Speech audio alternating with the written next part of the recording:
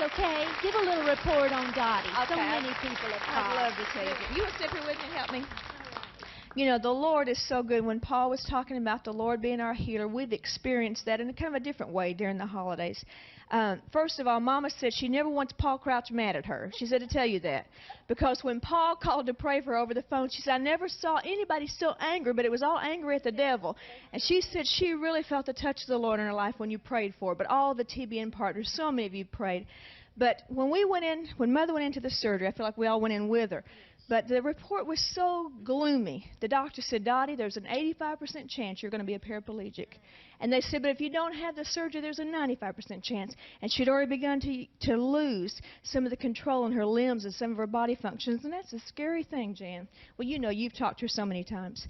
But those surgeons, I tell you what, there were a team of 8 surgeons, and many of the nurses in the operating room were from Chapel Hill.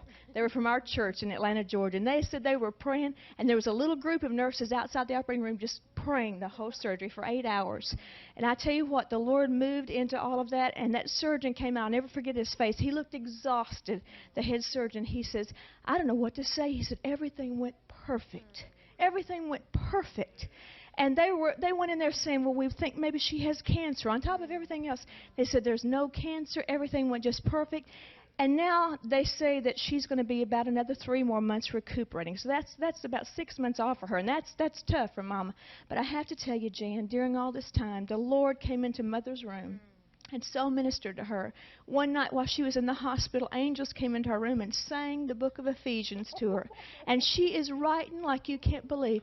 She told the Lord, she said, Lord, if you'll raise me up from this, I'll never neglect my gift again. She's writing like I've never seen her write. So what Satan meant to destroy her with, God's turned it for good, and she's going to be better than ever before.